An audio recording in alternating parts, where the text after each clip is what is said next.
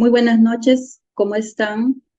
Nuevamente es un gusto encontrarnos por este medio para seguir presentando temas de un aspecto que muchas veces no se le toma tanto interés en medicina como es la comunicación en salud. Y en realidad podríamos decir que la comunicación en salud es un campo muy amplio y estamos tratando de presentar los temas más importantes, los que nos podrían ser de utilidad en la práctica clínica. Por eso es que hoy día voy a presentar al doctor Jesús Araujo Castillo. El doctor es médico intensivista del Hospital Nacional 2 de Mayo, también es docente de la Facultad de Medicina de la Universidad Nacional Mayor de San Marcos, es coordinador de introducción a la clínica médica en la Facultad de Medicina de la Universidad de Piura, además es docente de posgrado de la Universidad Wiener. Tiene una maestría en docencia universitaria y se desempeña como presidente de Procura del Hospital 2 de Mayo. Él esta noche nos va a presentar el tema comunicación a familiares de potencial donante de órganos. Entonces, sin más preámbulo, adelante, doctor Araujo, y muchas gracias por su presentación. Ok, muy buenas noches, ¿cómo están? Muy buenas noches. Bueno, no, primero agradecer a Alejandra por la invitación, al doctor también Cristian Carpio y también al Consejo Regional 3, ¿no? Para poder brindar esta charla muy interesante, ¿no? Que nos va a dejar muchas enseñanzas. Entonces, los invito a estar atentos porque es un tema muy importante que en algún momento vamos a estar ante esta situación, ¿correcto? Y bueno, vamos a comenzar. Vamos a comenzar.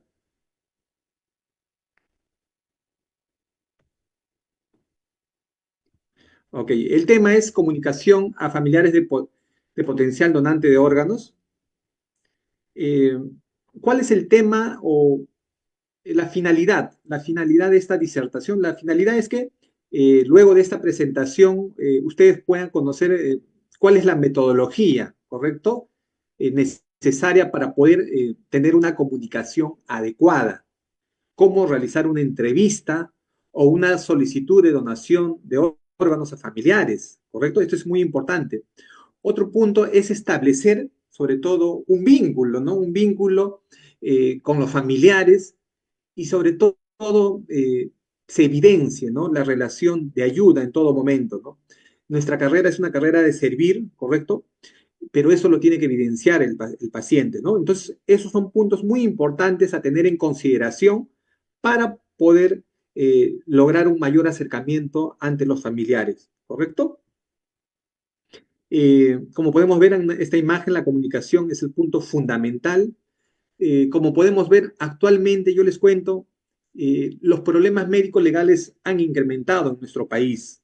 Perú es uno de los países que está en los primeros puestos, se puede decir, en problemas médicos legales, ¿no?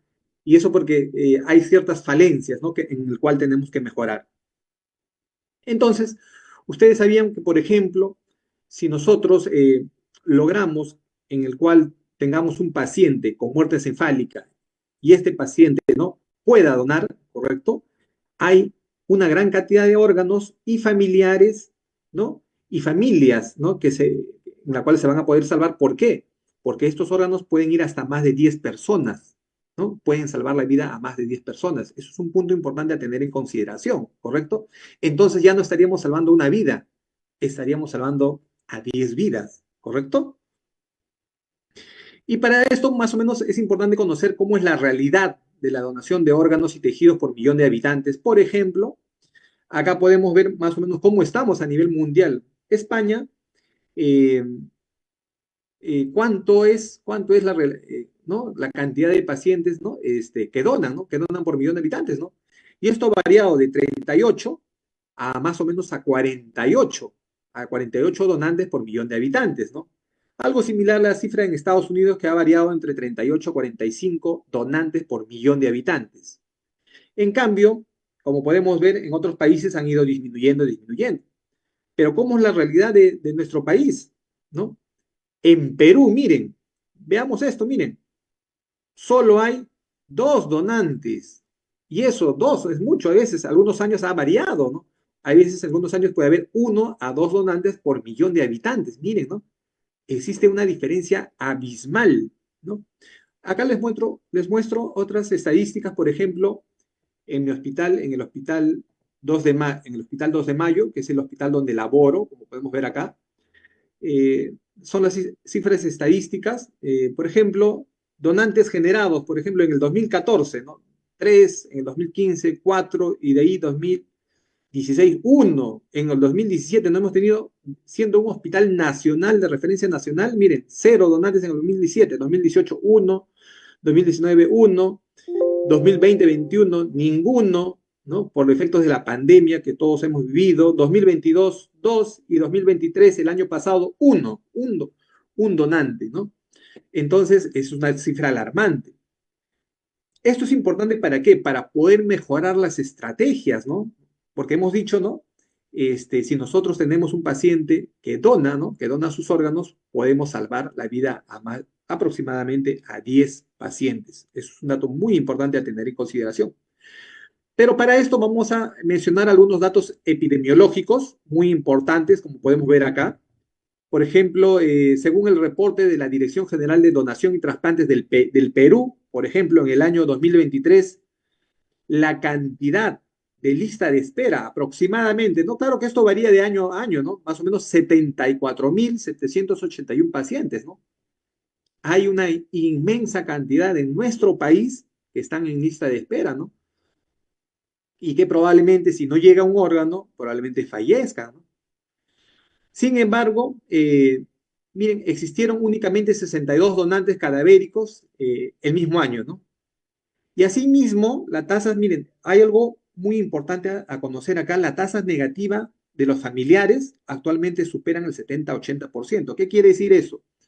Que cuando se entrevista a los familiares para que den la autorización para que, ¿no?, el familiar muerto pueda ser un potencial donante o sea un donante, casi el 80% de familiares se niegan, ¿no? Es increíble, 70-80%, según nuestras cifras nacionales. Y es por eso, conociendo este problema, que es importante, es imprescindible la utilización de una metodología adecuada, ¿correcto?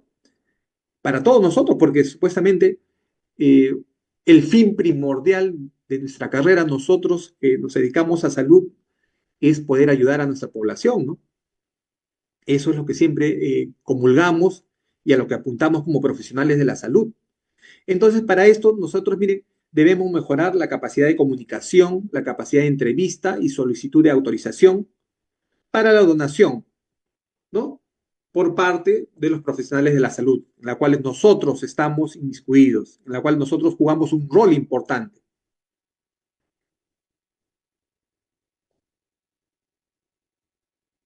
Y miren, acá hay una gráfica muy interesante para poder, y ustedes dirán, pero ¿por qué, doctor Araujo? Pero, o sea, ¿cuáles son los problemas que se presentan en nuestro país? Y vamos a ver, generalmente lo que vemos es la punta del iceberg, pero son muchos problemas. Uno de ellos vamos a mostrar a continuación, porque conociendo los problemas, cuando usted conoce los problemas, va a poder enfrentar de una mejor manera, va a poder abordarlos, ¿correcto?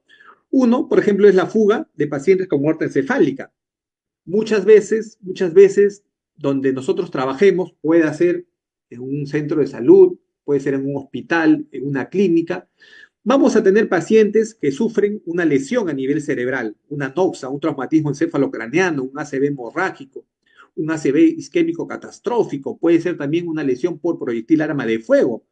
O sea, hay muchas noxas que pueden dañar el cerebro y que pueden producir una lesión catastrófica, ¿no? Pero, ¿qué es lo que sucede con nosotros los profesionales de la salud? ¿Qué es lo que dice la evidencia, ¿no? Que muchas veces no reportamos. Vemos que el paciente tiene un diagnóstico catastrófico, informamos a la familia, se va a morir y dejamos que se muera y no avanzamos un poco más. Otro de los problemas fundamentales es la negativa del familiar que hemos mencionado, ¿no? Que cada vez aumenta, cada año va aumentando. Otro es el fracaso de la entrevista y muchas veces ahí jugamos nosotros un rol importante, estimados colegas, ¿no? Estas cifras pueden llegar hasta un 70-80%, ¿no? Entonces debemos mejorar, o sea, las estrategias para que no exista la negativa familiar, para que no se pueda dar el fracaso. Otros problemas es la insatisfacción familiar. Vivimos un sistema de salud muy ineficiente. Ustedes me dirán, por ejemplo, en mi hospital, un hospital nacional, no tenemos tomógrafo, no tenemos insumos, no hay materiales, etcétera, ¿no? Yo sé que ustedes también, al igual que yo, tienen un sinnúmero de problemas en el ambiente donde laboran, ¿no? Y muchas veces nosotros nos sentimos insatisfechos, ¿no? Por no tener todas las herramientas básicas para poder tratar a nuestros pacientes. Pero imagínense cómo se sentirá ese familiar, ¿no? De escasos recursos, ¿no? Que a la justa tiene para el pasaje, que por ahí le tengamos que dar una receta en el cual cuesta un medicamento 500, 1000, 2000, 3000, etcétera. Y muchas veces requiere un gasto constante, ¿no? ¿Se sentirán bien? ¿Se sentirán satisfechos? ¿No? Ahí comienzan a ver los problemas de insatisfacción familiar, ¿no? Y es un problema grande, el problema económico, ¿no? Otro, otro detalle muy importante, estimados y futuros colegas, miren, es esto, ¿no? Lo he puesto en una letra más grande, ¿por qué? Porque muchos de nosotros nos han instruido, nos han capacitado en tener los conocimientos básicos para tratar una enfermedad, para poder operar, para poder ver una situación difícil, un tratamiento, ¿no? Un tratamiento difícil, darle el fármaco preciso. Pero ¿saben qué? Adolecemos de habilidades blandas. Muchas veces ustedes habrán visto en los medios de comunicación, ¿no? Bueno, que se contratan profesionales de salud porque son expertos en su área, pero después, ¿por qué terminan retirándolos? Porque no tienen manejo de habilidades blandas, no saben trabajar en equipo, ¿correcto? Eh, Dejan de lado la parte ética, no saben comunicar a los familiares. Hay una serie de problemas en las cuales no nos han enseñado y muchas veces esas son causas de despido, ¿no? De despido, ¿no? Como decía una de las grandes educadoras a nivel de Latinoamérica, Pilar Sordo, decía, ¿no? Nos forman para trabajar, ¿no? En un hospital, en un lugar en el cual debemos tener las habilidades científicas y técnicas, pero muchas veces nos retiran por no tener las habilidades blandas que nos han enseñado, ¿correcto? Entonces, esto es algo importante que debemos tener, mejorar, ¿no? Y tener siempre en consideración. Otro detalle es la calidad y eficiencia asistencial, ¿no? ¿Qué significa esto? Con lo poco que usted tiene, tratar de hacer todo lo adecuado, lo correcto, ¿correcto? Al final de la vida, en esa etapa muy importante, muy difícil que es para los familiares, ¿no? Ese estado de salud en la cual no solo repercute en el paciente también, sino que repercute, vamos a ver más adelante en las distintas tablas que voy a mostrar, eso repercute seriamente en los familiares, ¿correcto? Eso también va a conllevar a ciertas patologías en los familiares, ¿no? Otro punto a ver, a considerar es la asistencia centrada en el paciente y la familia, ¿no? Muchas veces nuestros pacientes son de escasos recursos y debemos brindar la ayuda para poder canalizar a dónde puedan acercarse, ¿no? Pues quizás a la asistenta social, quizás, por ejemplo, a una institución que les pueda apoyar económicamente, ¿no? Para tratar de aliviar el problema económico que puedan tener, ¿no? Pero si nosotros no informamos absolutamente nada, ellos se van a sentir desprotegidos. Otro punto importante es la parte ética, ¿no? La parte ética, epidemiológica, económica. Conocer, por ejemplo, cómo están las cifras o cómo son las cifras en nuestro país. Otro punto importante siempre es la comunicación que se debe dar en todo momento, ¿no? Muchas veces nosotros sé que tenemos un sinnúmero de responsabilidades, pero debemos darnos el tiempo necesario para poder estar con los familiares. Y finalmente, otro punto en consideración es que mencionan en esta gráfica es recuperar la alegría por la tarea. O sea, eh, ¿qué significa esto? Que debemos sentirnos muy bien cada día. Yo sé que las situaciones muchas veces son difíciles en el lugar donde ustedes trabajan, pero siempre tener el espíritu positivo. Ese es uno de los puntos importantes. Mire, y que lo dice la literatura mundial, ¿no? ¿No? Todos estos puntos van a repercutir en qué? En que nosotros que podamos abordar el problema de una mejor manera, ¿no? Y miren, acá hay un concepto importante que debemos tener en consideración que va a aparecer, miren, efectos especiales, ¿ya? El papel del profesional de la salud juega un rol importante para facilitar la donación, ¿correcto? Si nosotros queremos intervenir, ¿no? Cuando estamos a un paciente, ¿no? Con muerte encefálica, con una lesión cerebral, con muerte, ¿no? Encefálica que equivale, según nuestras leyes peruanas, al fallecimiento de la persona, debemos conocer todos estos aspectos que son fundamentales para poder abordar mejor a los familiares. Y vamos a ver que los resultados van a ser más positivos, como lo son en otros países del mundo, ¿no? Y en la cual hemos mostrado las estadísticas. La Organización Mundial de la Salud, miren, ha establecido una serie de inconvenientes, problemas que se puedan suscitar y sobre todo ha visto algunos problemas nucleares duros, como lo llaman, ¿no? Los núcleos duros. ¿Qué se refiere con estos núcleos duros, no? O sea, problemas fundamentales que podemos mejorar para que pueda existir un cambio significativo. Por ejemplo, ¿no? La detección y comunicación del paciente en muerte cefálica. Importante, si yo tengo un paciente con una lesión cerebral catastrófica, irreversible, ¿no? Entonces, tengo que pensar que este paciente podría ser un paciente potencial donante, ¿no? No dejarlo, ¿no?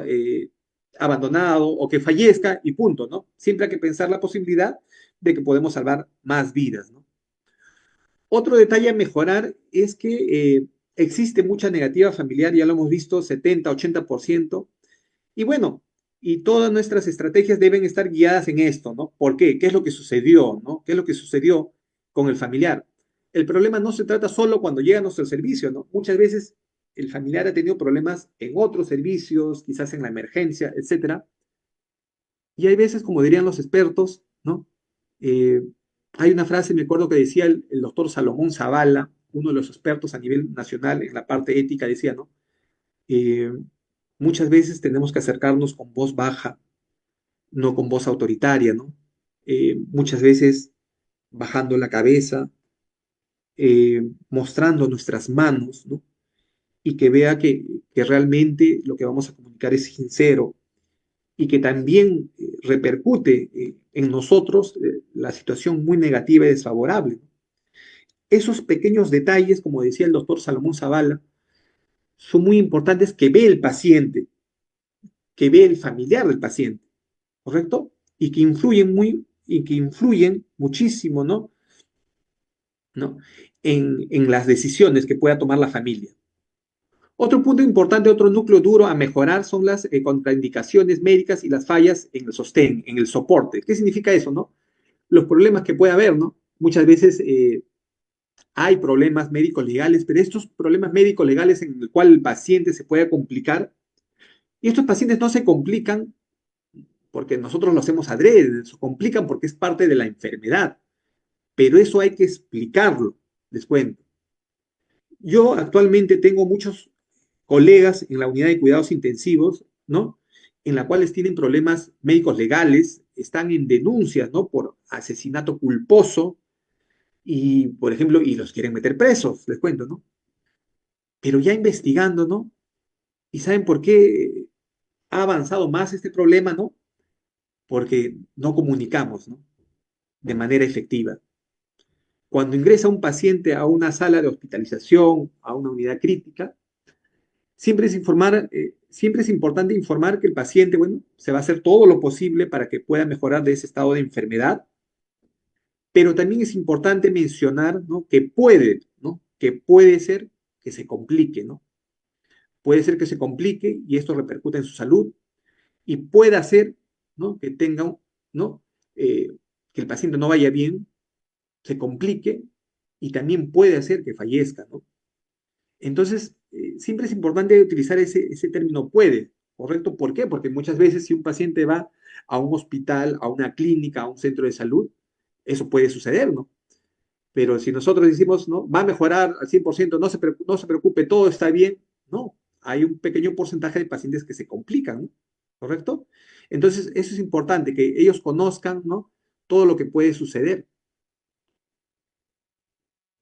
Miren, y para poder abordar mejor el problema es importante el conocer, ¿no? Estos distintos modelos en cuanto a la gestión, a la administración del riesgo.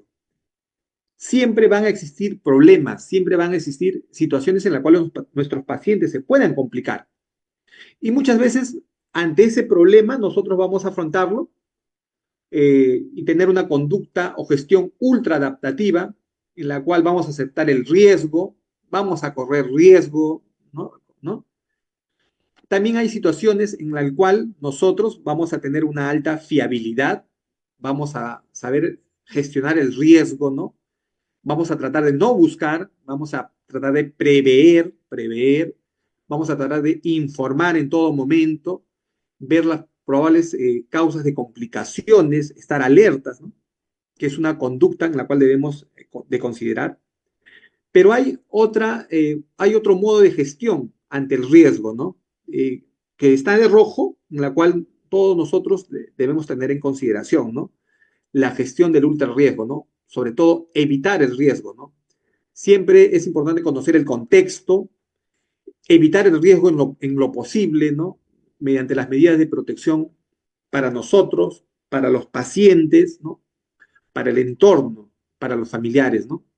Y esto no solo lo podemos ver en salud, lo podemos ver en la aviación civil, ¿no? En la industria nuclear, ¿no? En el transporte público, por ejemplo, ya yendo a la parte médica, esto lo vamos a ver sobre todo, por ejemplo, en la sala de operaciones, ¿no? Yo muchas veces he visto, ¿no? He visto que una de esas formas de evitar el riesgo, ¿no? El famoso checklist, ¿no? El checklist, ¿no? Viene la enfermera, ¿no? Muy animosa, ¿no? Doctor, acá tengo el checklist, ¿no? Para poder ver. ¿Y qué es lo que sucede con nosotros los profesionales, los médicos, ¿no? ¿Qué es lo que sucede? Muchas veces nos amargamos, ¿no? Muchas veces nos amargamos, ¿no? No, acá yo lo hago bien, ¿no? Yo tengo experiencia, experticia, ¿no? En el cual se ha demostrado científicamente que esas medidas, como por ejemplo el checklist, son unas medidas para tratar de evitar el riesgo, ¿no? Y las complicaciones, ¿no? Es parte de la gestión del riesgo ultra seguro, ¿correcto? Otro punto importante, que lo refieren muchas literaturas, es que nosotros, miren, los trabajadores de la salud, que no recibimos protección, ¿no? El respeto y el apoyo que necesitamos, ¿no? Es más probable que cometamos errores, es más probable que cometamos errores, ¿no? Y que los profesionales no sigan prácticas seguras y no trabajen bien en equipos. Yo he sido testigo presencial en estos 25 años que llevo, 25 años de médico, les cuento, y muchas veces el entorno, ¿no? Puede afectar psicológicamente en el profesional de la salud. Conozco profesionales de salud que han terminado renunciando de su centro hospitalario, de su clínica, ¿no? Porque quizás el entorno no era adecuado, ¿no? Yo conozco muchísimos profesionales de salud que se han terminado, ¿no? Retirando del hospital. ¿Por qué? Porque o sea, el entorno no era favorable, ¿no? Los colegas, el jefe, ¿no? Hasta han terminado renunciando a un nombramiento, a un contrato indeterminado, les cuento. Y miren, si eso sucede, ¿no? Hasta el poder dejar de trabajar, ¿no? Imagínense, ¿ustedes creen que no repercutirá en la salud? ¿Correcto? Sabemos bien, por ejemplo, el estado de estrés va a producir un incremento de las hormonas de estrés, como por ejemplo, solo un comentario nada más, como el incremento de cortisol, el glucagón, la adrenalina, y eso va a repercutir seriamente en todos nuestros órganos, aparatos y sistemas, ¿correcto? Entonces, eh, el que nuestro entorno no sea adecuado, también repercute en las decisiones y acciones que tomemos, ¿correcto? Y eso va a repercutir seriamente, ¿no? En el tratamiento también con nuestros pacientes, ¿no? Y es importante para siempre tenerlo en consideración.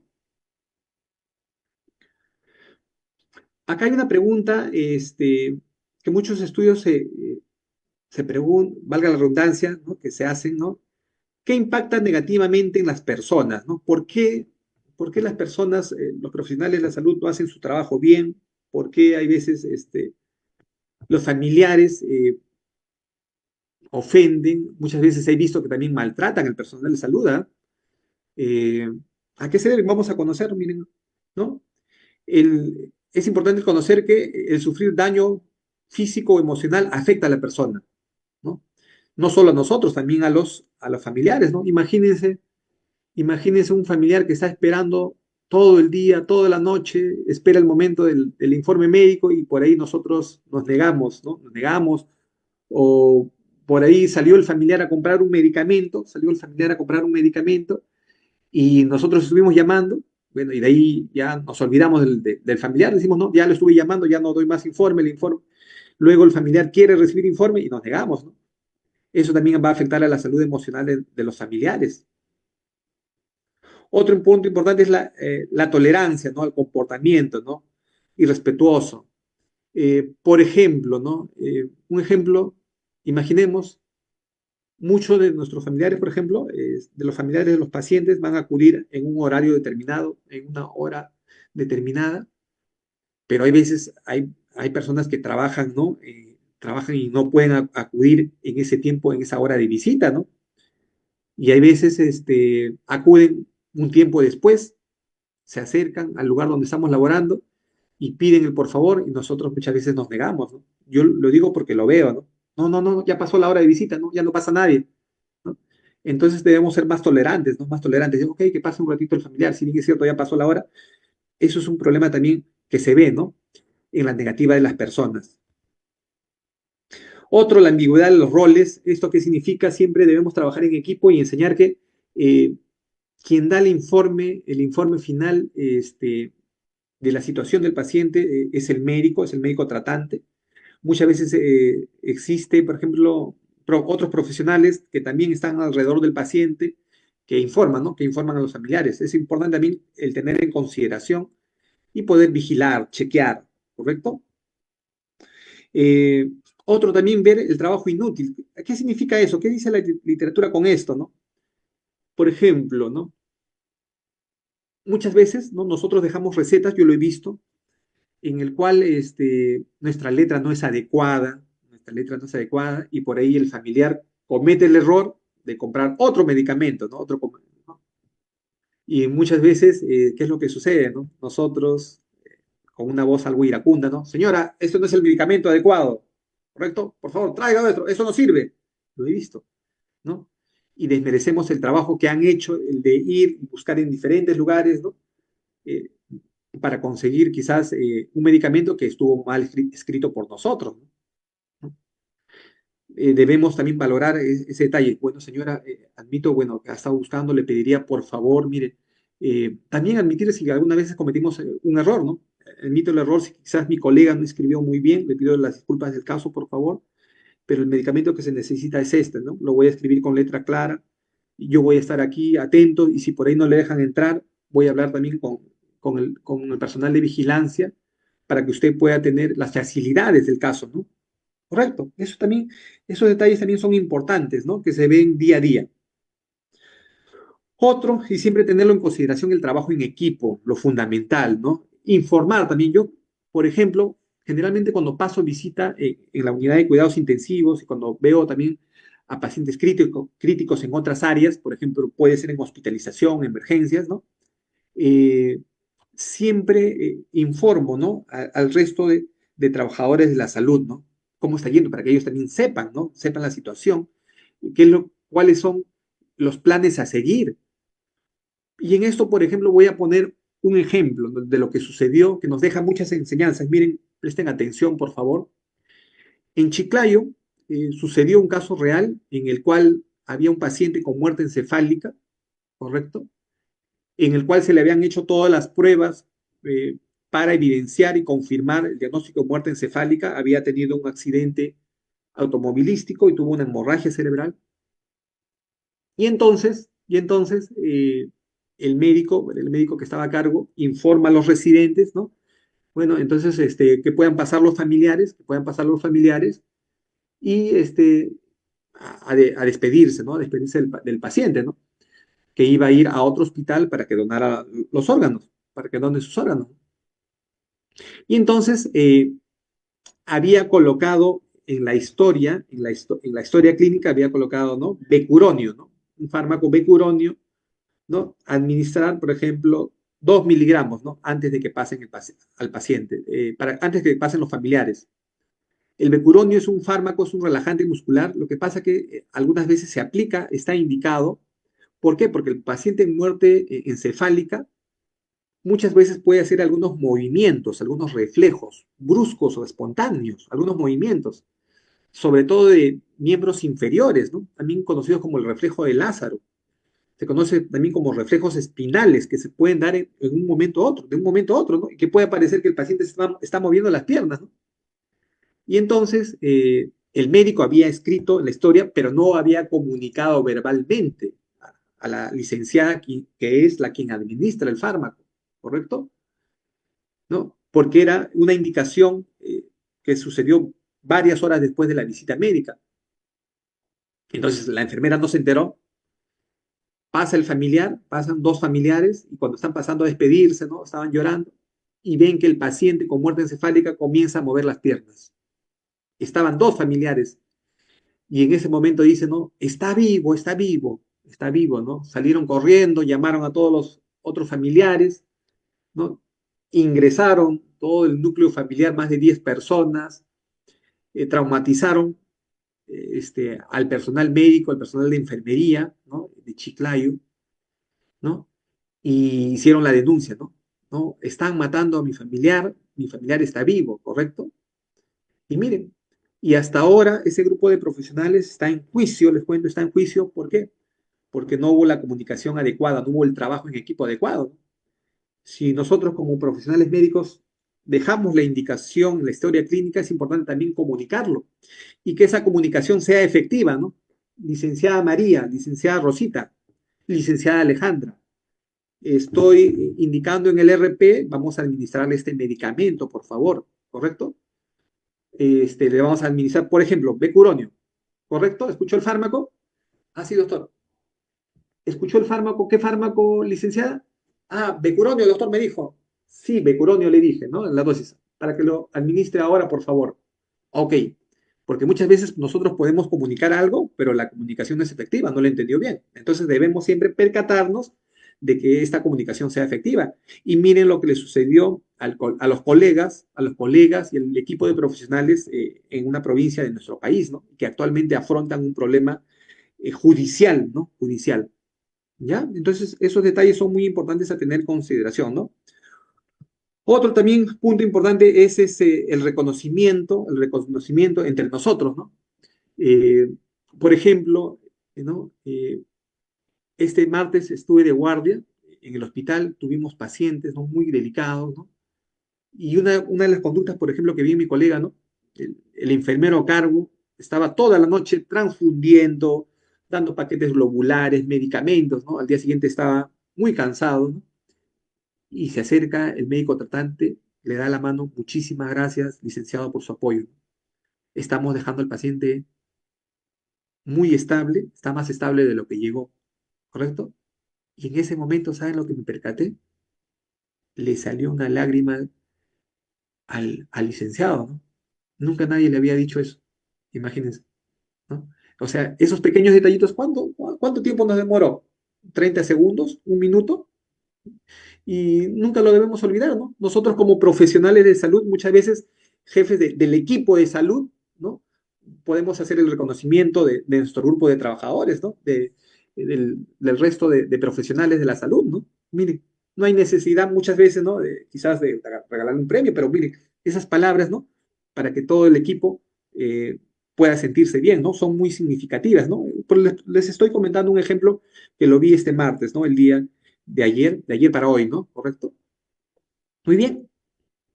Y esto, miren, y el conocimiento de todos estos puntos va, cuando no se realizan de manera adecuada, ¿no? Va a influir, ¿no? De manera negativa, ¿no? Tanto en los profesionales de la salud, tanto en los familiares, ¿no? El no reconocer y el que se agreda y que no se conozca estos puntos, ¿no? Le roba a las personas las experiencias que le dan significado y alegría a sus vidas laborales, ¿no? Imagínense qué hubiera sucedido si por ahí, ¿no? El licenciado que estuvo trabajando toda la noche y por ahí venga su jefe y le diga, ¿no? ¿Por qué te estás yendo muy temprano? ¿No? Imagínense, sería desmerecerlo, ¿no? No conocer todo lo que ha estado trabajando en la noche, ¿no? Entonces, le quitamos el significado de alegría, ¿no? Al entorno laboral, ¿no? Esos detalles son muy importantes a tener en consideración. En cuanto, ¿cuáles son las habilidades claves importantes, ¿no? Para enfrentar a un problema de salud?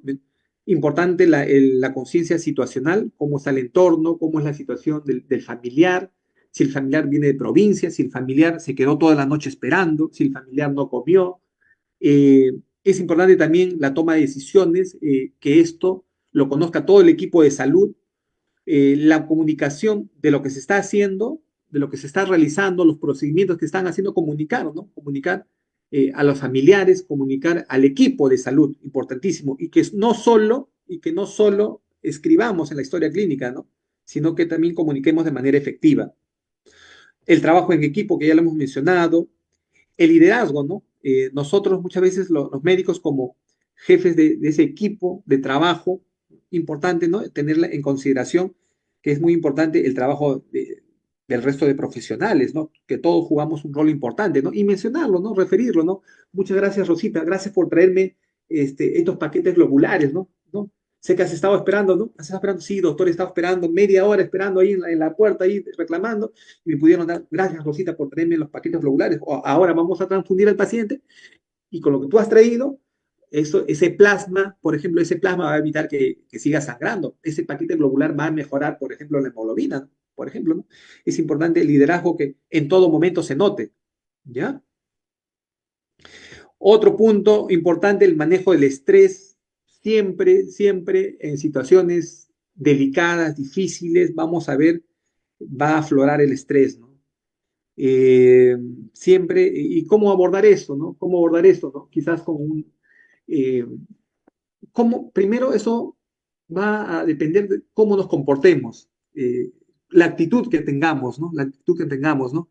No se preocupen, va a salir el paciente del paro. No, no se preocupen, a ver, por favor, vamos todos, si podemos, a ver, vamos, ¿correcto? Esa actitud positiva, ese entorno favorable, ¿no? Yo me acuerdo, tengo un recuerdo, me acuerdo, les voy a comentar, eh, cuando yo era residente, no voy a comentar dónde hice la residencia, me acuerdo, había un caso de una intubación muy difícil a un paciente crítico, estaba el médico asistente y justo la licenciada era su comadre, ¿no? Entonces, luego de intubar al paciente, la licenciada estaba colocando una cinta, ¿no? Alrededor del tubo y alrededor de la cabeza, ¿para qué? Para fijar el tubo, para que no se salga el tubo orotraqueal. Pero en ese momento, la licenciada estaba estresada, ¿no? No podía hacer el nudo, se demoraba, ¿no? No, correcto, no le salía. Y el médico asistente sabe lo que hace, lo mira y dice, ¿qué pasa? ¿No puedes? Y en ese momento ella se nubla, en ese momento se nubla, no sé cómo, con el codo, jala su mano y se sale el tubo orotraqueal, Dios mío, se salió el tubo orotraqueal, es un recuerdo que siempre lo tengo presente, se salió el tubo orotraqueal y realmente fue una desgracia porque como fue una intubación difícil, nuevamente se intentó, ya se había intentado varias veces y eso produce inflamación. El intentar varias veces produce más inflamación, edematizó la vía aérea y, y al final el paciente, les cuento, es la realidad que sucedió, el paciente presentó parada cardíaca por ese evento. Es un evento muy terrible, imagínense, ¿no? Eh, el momento que no, muchas veces nosotros lo ocasionamos, ¿no? Quizás usted me dirá, no, pero doctor, yo tengo un buen manejo del estrés. Quizás usted tiene un buen manejo del estrés, pero el personal que lo acompaña no tiene un buen manejo ante el estrés, ¿no? Quizás comienza a taquicardizar, sudar, se nubla, no va a poder hacer bien el procedimiento. Quizás en vez de ponerle el fármaco que tiene que ponerle, le pone otro fármaco. Me ha sucedido. He visto en otros hospitales, en vez de, por ejemplo, en ese momento de estrés, ponle por favor la adrenalina. En vez de ponerle la adrenalina, le pone el calio. Le pone el calio y en ese momento hizo parada, ¿no? Parada cardíaca, el paciente falleció. Entonces es un punto a tener en consideración, ¿no? Para que nosotros sepamos abordarlo con nosotros, con nuestro equipo y que juegue un rol muy importante, ¿no? Que, en las habilidades que debemos de tener. Yo sé que eh, el día de hoy justo conversaba con un psicólogo, les cuento un compañero, un amigo mío, y me decía, Jesús, muchas veces esto lo sabemos, pero hay veces nos olvidamos, muchas veces dejamos de lado, ¿correcto? Entonces es importante siempre mencionar los ejemplos que uno los vive para poder tenerlos en consideración. Otro punto también importante es percepción de la fatiga, y esto puede suceder en el personal de salud, ¿no? Y que muchas veces esto lleva a errores, ¿no? A errores, a complicaciones, ¿no? ¿No? Por ejemplo, muchas veces puede ser que el paciente esté fatigado, o el familiar o el trabajador de la salud esté fatigado, ¿no? Licenciada, veo que se está durmiendo, licenciada. Si quiere puede salir un ratito a comprarse algo, ¿no? Un refresco, algo, y yo me quedo a poder ver a su paciente, ¿no? Uy, ya, doctor, lo máximo, sí, está bien, me voy a comprar un café, sí, porque he estado en la clínica y también estoy trabajando acá, ¿correcto? No se trata de ofender, no se trata de ofender diciendo por qué trabaja en varios lugares, cada quien tiene sus motivos, ¿correcto? ¿Ya? Muy bien. Otro punto importante para lograr un efecto y una conducta adecuada en los trabajadores de la salud y también en los familiares es conocer el entorno, ¿correcto? Es importante conocer el entorno, qué es lo que sucede con el familiar, de dónde viene, si es un familiar de provincia, si no ha dormido toda la noche, si es un familiar que, por ejemplo, tiene antecedentes de problemas, ya de por sí este familiar tiene problemas en otro servicio y también debemos conocer eso, ¿no? Porque muchas veces pensamos que no hay problemas médicos legales en otro servicio y, y es importante este conocimiento para poder abordarlo mejor, ¿correcto? Es importante el conocimiento del entorno. Otro detalle importante es conocer al individuo, ¿no? Al paciente, al familiar, las experiencias previas, también el conocimiento de nuestro equipo de trabajo, las experiencias previas, ¿no? Los valores personales, las expectativas, actitud. Importante también conocer eh, qué es lo que conoce el familiar del estado actual. Ahora vamos a ver en las siguientes diapositivas que muchas veces nosotros informamos, pero de lo que informamos, doctores, no nos entiende la población, no nos entiende, ¿correcto? Pero, doctor, yo lo he informado bien. Usted cree que le ha informado bien, pero no entiende la población muchas veces, ¿correcto? Y miren, vamos a mostrar. Entonces, es importante el conocimiento del entorno del individuo para cuyos resultados vamos a tener efectos favorables y la conducta que queremos, ¿no? Perseguir. Miren, acá hay una gráfica interesante, una gráfica en cuanto a las habilidades interpersonales y de comunicación. Una comunicación eficiente, ¿cómo es una comunicación eficiente, no? Por ejemplo, obtener y transmitir la información importante, ¿no? Es aquella que genera confianza, ¿no? Eh, por ejemplo, muchas veces lo que hacemos en la UCI del Hospital 2 de Mayo, porque tenemos una UCI neuroquirúrgica, ¿no? Hacemos pasar al familiar, no solo lo informamos, sino que también le mostramos, ¿no? Mire, señora María, estos son los resultados de la tomografía. Por ejemplo, miren, acá vemos una imagen tomográfica en la cual se ve un stroke hemorrágico, ¿no? Y que ellos sepan, ¿no? Miren, esta es la tomografía, acá dice el nombre de su familiar. ¿Cómo se llama su familiar? Raúl Pérez, por ejemplo, ¿no? Miren, acá dice en la tomografía Raúl Pérez. ¿Es de su familiar esa tomografía? Sí, doctor, es de mi familiar. ¿Y no? Y mostrarle, miren, esta, esta imagen que usted ve, por ejemplo, miren, acá sí se ve el puntero, miren, ¿no? Quizás el paciente no va a saber de tomografías, ¿correcto? Pero le podemos dar indicios básicos para que pueda entender, miren, esto, miren, así, por ejemplo, les pongo un ejemplo para que ustedes puedan entender, miren, por ejemplo, esta imagen blanca que usted ve, por ejemplo, vendría a ser la parte ósea de la cabeza, ¿no? Esa imagen blanca que usted ve, ¿correcto? Esta imagen plomita que usted ve, ¿no? Esta imagen ploma o gris que usted ve, vendría a ser el cerebro, ¿correcto? Y mire, ¿no? Este es el cerebro aparentemente normal, pero mire, hay una imagen dentro del cerebro que le llama la atención. Sí, doctor, esas manchitas blanquitas, ¿no? Me dice, esas manchas blanquitas, correcto, lo que usted ve, esas son imágenes de hemorragia, de sangrado que ha tenido, que tiene su familiar. Y esto mata a las neuronas. La hemorragia produce muerte de las neuronas, ¿correcto? Y con ese lenguaje sencillo, ¿no? Mata las células, mata al cerebro, ¿correcto? Hace que las neuronas se mueran, ¿correcto? Gran parte de las neuronas se mueren. Entonces, mostrando la evidencia, generando confianza. ¿Y cómo usted genera confianza? Con las acciones, ¿no? Usted demuestra confianza no solo con el hablar, sino también con las acciones que realiza. Señora María, disculpen por favor, sé que ha estado parada, ha estado en la calle, mire, toda la noche, pero por favor un ratito, espéreme por favor, voy a traer una silla, voy a traer una silla. Trae usted la silla, ¿no? Señora, por favor, tome asiento, ¿no? Miren, ese minuto que usted es gentil, ¿no? Va a ser algo significativo, como no se lo imagine, ¿no? Hay muchos estudios que hablan sobre esto, ¿no? Puede la teoría del 90-10, la teoría de Pareto, etcétera, ¿no? En la cual puede ser que un 80-90% del día del familiar ha sido desastroso, pero si usted en esos pocos minutos muestra, como debemos mostrar siempre, ¿no? Esa amabilidad, señora. Por ejemplo, en vez de dar una comunicación, por ejemplo, paciente separado, me imagino que debe haber estado señora María todo el día parada o esperando. Sí, doctor. Un ratito, disculpe, por favor, le voy a traer una silla para que se pueda sentar y le pueda comunicar. Ok, doctor, muchísimas gracias. Ok, doctora, muchísimas gracias, ¿no? Y ahí también se establece una empatía, ¿no? Otro punto importante de la comunicación, ¿no?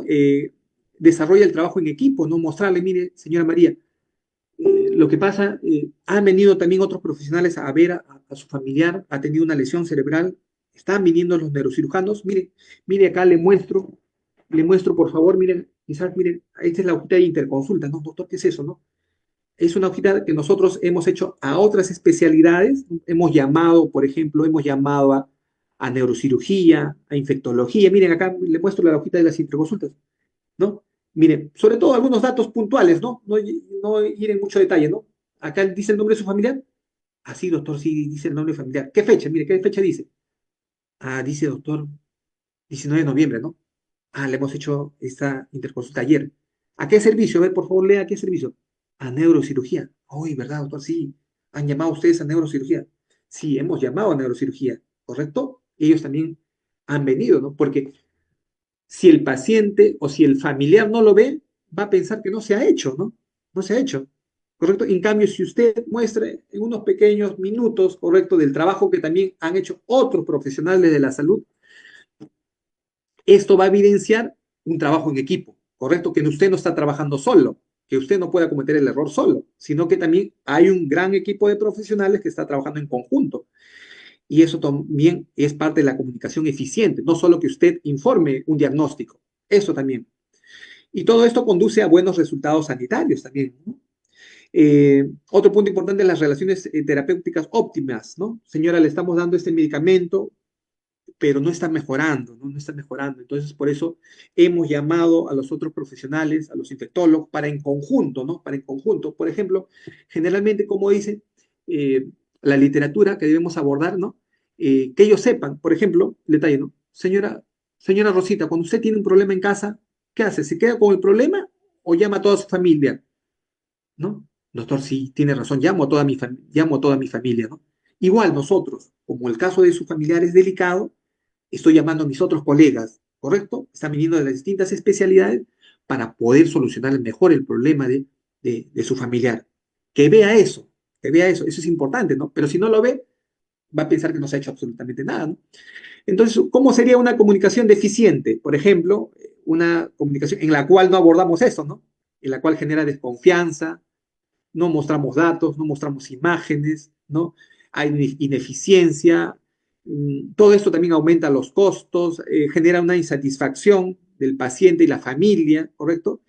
Y esto, dato muy importante, aumenta la probabilidad de las demandas, ¿ya? Es algo muy importante, ¿no? Esto incrementa las demandas, ¿no? Por eso vemos todos los días en los medios de comunicación los problemas de demandas, ¿no?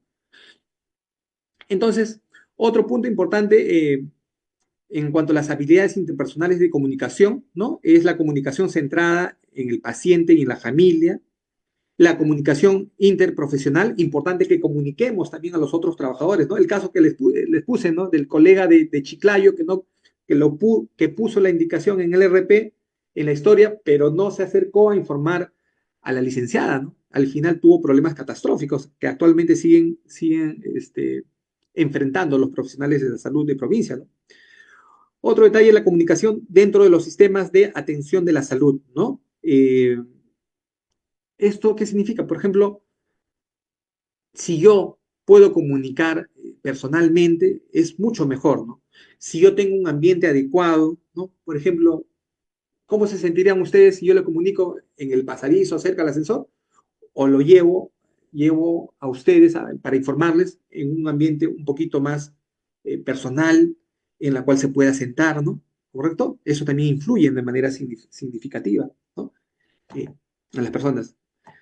Miren, acá hay un punto importante a tener en consideración. Miren, la conclusión importante, miren, ¿no? De este estudio del Critical Care Medicine. Miren, la conclusión que debemos tener siempre en consideración. Con frecuencia, los médicos de UCI y áreas críticas no comunican de manera efectiva la información del paciente a los miembros de la familia. Solo entienden la mitad de la información médica, ¿no? Que les da el equipo de UCI, por ejemplo, ¿no? Que es un equipo altamente especializado. Imagínense, ¿no? Lo que esto va a generar, ¿no? Dificultades para adaptarse y gestionar la esperanza, ¿no? Imagínense, ¿no? Mostramos la evidencia que muchas veces creemos que estamos informando, ¿no? Por eso es importante. ¿Qué entendió, por favor, de lo que le he explicado? ¿Podría hacerme un resumen de lo que usted ha entendido? Señor Pedro, le acabo de informar. ¿Tiene alguna duda? Por favor, ¿podría hacerme un resumen de lo que ha entendido? Doctor, no he entendido nada. Entonces tendremos que nuevamente quizás explicar, ¿no? A veces va a haber situaciones en las cuales vamos a tener que afrontar y comunicar una segunda y una tercera vez. O muchas veces si vemos que quizás el familiar es iletrado y no entiende, ¿no? Y a pesar que hemos dicho con términos sencillos, le llamaremos, señor Pedro, por favor, ¿también usted tiene otro familiar para que yo pueda comunicar a dos o tres de ustedes? Sí, doctor, justo está mi hijo sí, él entiende, él es profesor, puede entender. Correcto, por favor, llámelo para poder yo explicarle, ¿no? Y entonces vamos a ver la satisfacción de la familia cuando ellos evidencien calidad de la atención percibida, ¿no? La información debe ser una información coherente, una información entendible, respetuosa, ¿correcto? También se debe evidenciar la cohesión del equipo asistencial, ¿no? No voy a estar rajando, ¿no? Señor, ¿sabe qué? Acá estamos haciendo todo lo posible, pero allá han cometido un error, pues. Allá, no sé qué habrán hecho los otros profesionales, ¿no? O sea, ¿qué sentiría ese familiar si ve no cohesión en el equipo, ¿no? Va a ver que todo no está funcionando bien, ¿no? ¿Correcto? Y por eso es importante la organización de los equipos de trabajo, no solo, por ejemplo, puede ser en medicina, en hospitalización, en UCI, ¿no? En todos los ambientes donde laboremos, ¿no? Y esto es un proceso de apoyo importante en el cual debemos también trabajar en conjunto para las tomas de decisiones, ¿no? Justo ayer teníamos una paciente muy delicada, les cuento, y el problema era complejo, ¿no? Porque era una probable muerte materna, ¿no? Entonces, ¿qué hice? Convoqué a una junta médica, ¿correcto? Llamé a mis demás colegas, llamé a los profesionales de distintas especialidades, ¿no? Y abordar el problema juntos, ¿correcto? Y esa decisión final que se tomó en la junta médica se informó a los familiares, ¿no? Eso es importante, ¿no? Es importante que también conozca la familia, ¿no? Que se está buscando otras soluciones, ¿no? Miren, y ya finalmente nos faltan pocas diapositivas, nuestras falencias en la cual debemos manejar, ¿no? Eh, en el cual no estamos entrenados, ¿no? ¿no? En comunicación en situaciones especiales, ¿no? Hay un mínimo de entrenamiento.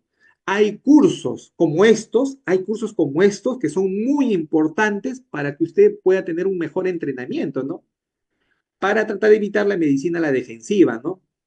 eh, Desconocer lo que necesitan las familias, es importante, ¿no? Saber qué es lo que está pasando con la familia, con el entorno, si hay una carencia, si quizás, por ejemplo, por ahí también falleció, falleció algún familiar hace pocos días y también tenemos al paciente crítico, ¿no? Es importante conocer también qué le sucede a la familia, ¿no? Sobrevalorar lo tecnológico y alejarse de lo humano, ¿no? Muchas veces damos informes rápidos bueno, quizás eso lo vivimos cuando fue en la pandemia, así no teníamos otra oportunidad en la cual teníamos que informar por el teléfono, pero ahora, si se puede, en lo posible, tratar de que esa comunicación sea face to face, ¿no? Y que sea en un ambiente propicio, idóneo, adecuado, ¿no? En la cual siempre se respete al paciente y a los familiares, ¿correcto? La calidad de la comunicación, siempre debemos percatarnos de que el familiar comprenda, ¿no? La gravedad del paciente, también que comprenda que puede estar cercana a la muerte, que puede ser una posibilidad, Y también que tenga una gestión de la esperanza, ¿no? Si bien es cierto, señora Rosita, su familiar puede ser que fallezca con tono bajo, ¿no? Nos acercamos, puede ser que fallezca. Y disculpe, por favor, que le diga esto, ¿no? Que pueda fallecer. Y si ustedes dicen eso, el familiar va a decir, todo, no se preocupe, no, dígame la verdad. No, pero también estamos haciendo, pero existe la posibilidad, también estamos haciendo todo lo posible para que puedas salir de esta situación adecuada. Y vamos a luchar hasta el final, ¿no? Ya, también que existe la posibilidad de esperanza, pero también por otro lado, también que comprenda que existe la posibilidad de la muerte en el familiar, ¿no? Eh, para eso hay que conocer mucho qué es lo que pasa con con los familiares, ¿no? Eh, acá hay un punto ya final, ¿no? En cuanto a las malas noticias en los niños, ¿no? Es importante conocer qué barreras identificaron los padres durante la entrevista, ¿no? Es un estudio que se hizo, miren, acá pueden ver, está la literatura en la cual, qué barreras identificaron los padres, ¿no? ¿Por qué no los padres no entendían, ¿no? Porque ellos mencionaron falta de comunicación, no nos informaron en el momento oportuno, no pidieron nuestra opinión, no pidieron nuestra opinión, ¿no? Los padres muchas veces se sienten abrumados, estresados, ¿no? Por ahí quizás sería bueno quizás llamar a psicología, a otras especialidades para el apoyo también de los familiares, ¿no? Falta de claridad. Y nosotros le decimos, ¿no? Le damos la receta, mire, toma la receta, por favor, tráigalo, ¿no? Pero explicarle, ¿no? Señor Pedro, por favor, ¿puede conseguir ese medicamento? Doctor, ¿dónde lo consigo? Ah, bueno, esto puede conseguirlo, por ejemplo, he visto que hay en el hospital, por ejemplo, del niño o en el hospital San Bartolomé. Si no consigue, mire, acá le doy un número, por ejemplo, es una posibilidad, ya depende de usted, ¿no? Que puede llamar también a esta entidad, ¿no? ¿No? También darles un poco de claridad, ¿no? Cómo también conseguir los insumos, ¿no? Para el tratamiento, es importantísimo, ¿correcto? El apoyo, ese apoyo, ¿no? Otro problema que han visto los familiares es la incapacidad de los médicos para expresar sus dudas, ¿correcto?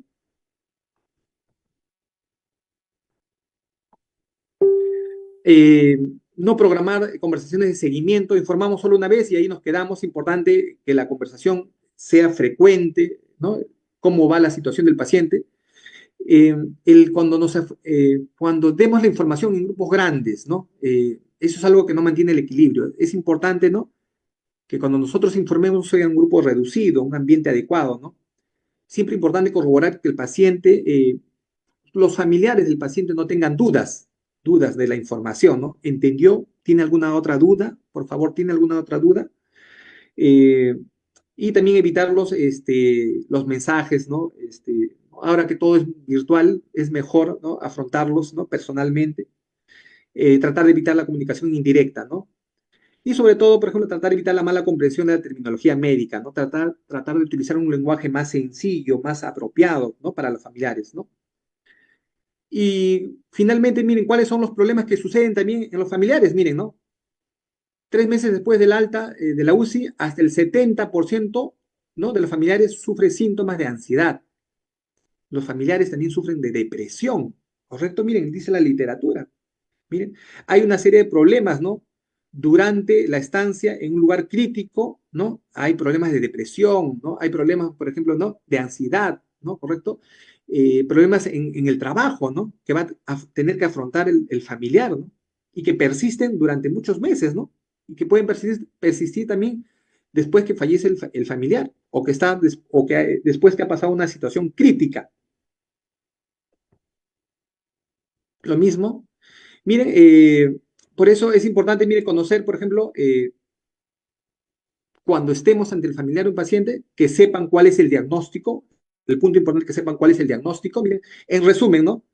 Siempre el familiar debe saber cuál es el tratamiento que se está dando, cuál es el pronóstico, si puede mejorar o no puede mejorar, o existe la posibilidad de que fallezca muy pronto, que se sienta confortable con la información que se está dando, ¿no? Que no genere estrés en el familiar o que se disminuye. Es importante la interacción, ¿no? La interacción del personal de salud con los familiares, ¿no? Y la comunicación constante, ¿no? La comunicación constante que siempre se dé. Esto nos va a permitir una toma de decisiones compartidas, toma de decisión del equipo tratante y toma de decisión de la familia, ¿no? Que es un punto importante a considerar. Y finalmente, ¿por qué trabajar en estrategias al final de la vida, ¿no? Para mejorar todos los procesos de apoyo en el duelo, ¿no? Se aprende a gestionar la esperanza. Otro punto importante que Cuando tengamos un paciente crítico, que puede ser un paciente potencial donante, se pueden salvar muchísimas vidas, ¿no? Y eso puede cambiar la situación económica, social, psicológica de todo el entorno familiar, ¿no? Y también saber en qué momento se incorpora la donación, ¿no? En el proceso asistencial, no dejar de lado al paciente que puede ser un paciente potencial donante.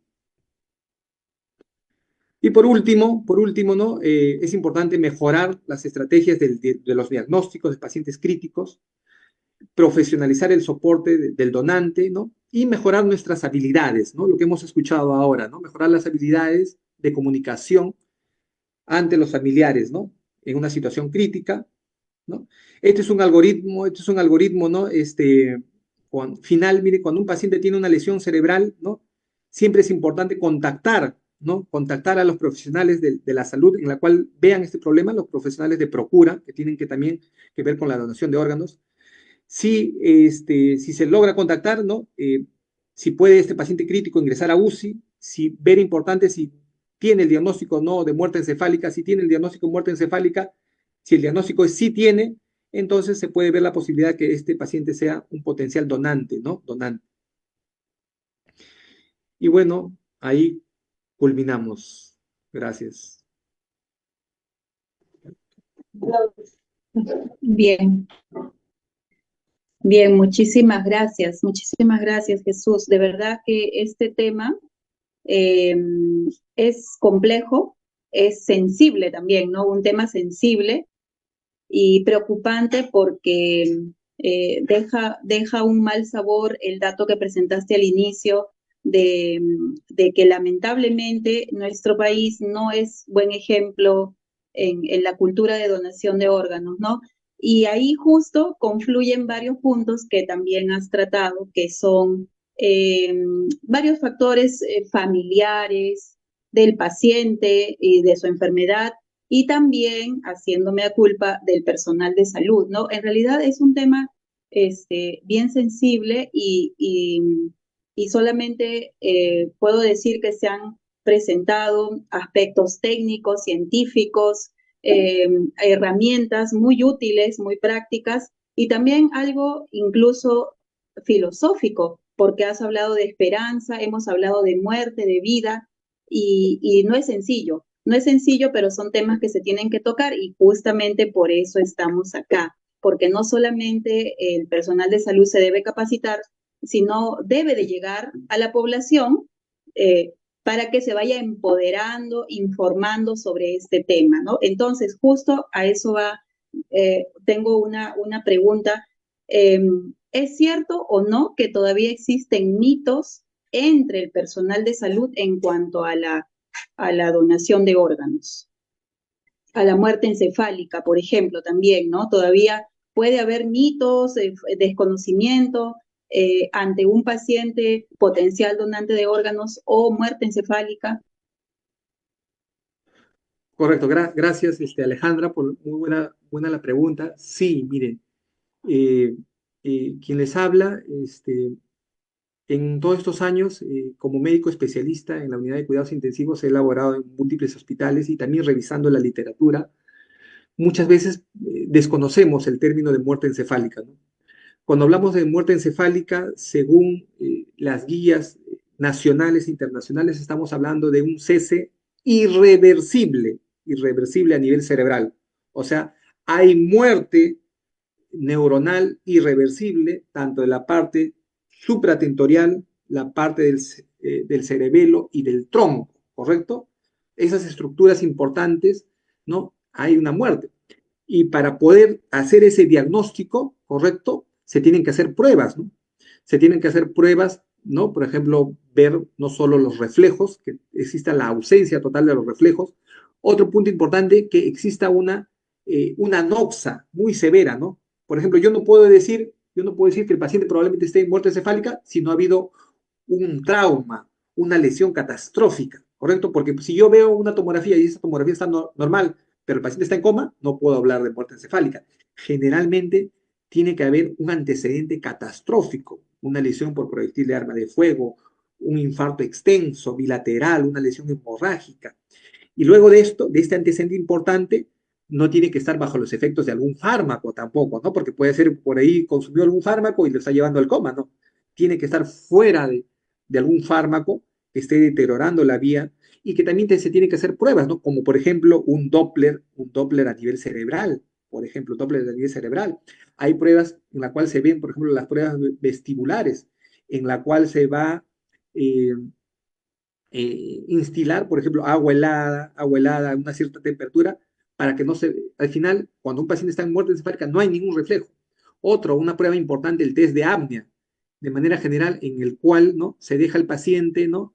Eh, con solo una canulita de oxígeno mínima, y cuando el paciente está en muerte encefálica va a incrementar los niveles de CO2, ¿correcto? A más de 20 puntos en un tiempo de 10 minutos, ¿no? O sea, hay pruebas respiratorias que se tienen que hacer, hay pruebas clínicas, hay pruebas laboratoriales, hay un antecedente de un trauma severo que debemos conocer, pero muchas veces, para ya culminar, no todos los profesionales de la salud conocemos ese diagnóstico, ¿no?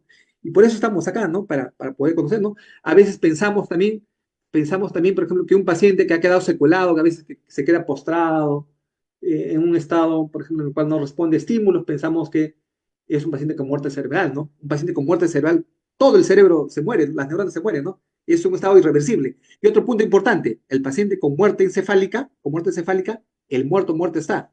O sea, durante el transcurso de los días, 2 o 3 días, todos los órganos van a dejar de funcionar, ¿correcto? Es un punto importante en el cual debemos conocer, ¿no? Conocer y que muchas veces existe ese mito, ¿no? No se conoce muy bien ese diagnóstico. Sí, excelente, excelente. Creo que está muy claro y ojalá estimule, ¿no? Estimule a que nos sigamos capacitando, a que sigamos conociendo temas que pueden ser de repente ajenos a nuestra práctica clínica, pero que debemos de conocerlos como personal de salud para justamente orientar, informar, ¿no? Bueno, eh, creo que excelente información la que ha sido presentada. De mi parte, solamente, así como esperamos que los profesionales de salud estén estimulados en este tema tan bonito, también la población, ¿no? También la población tiene que saber que se debe de hablar de vida y de muerte en familia. Por ejemplo, en este tema sensible de la donación de órganos, yo deseo disfrutar de la vida, pero si me viera lamentablemente ante la muerte, mi familia ya sabe que yo soy donante de órganos, ¿no? Y tengo que comunicar esto a mi familia para que ellos respeten mi decisión, ¿no? Entonces, esperamos que en algún momento esa cultura pobre de donación de órganos en nuestro país cambie, ¿no? Algunas conclusiones finales, comentarios, gracias ya para terminar, concluir.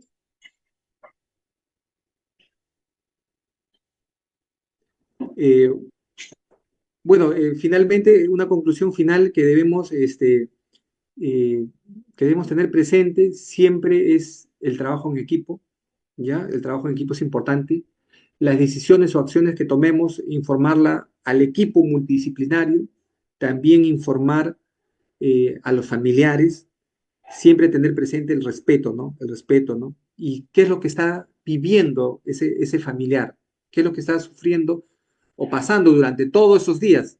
Eso es importante para poder abordar de una mejor manera, ¿no? Ante el caso de un paciente potencial donante, ¿no? Bien, muchísimas gracias entonces, Jesús.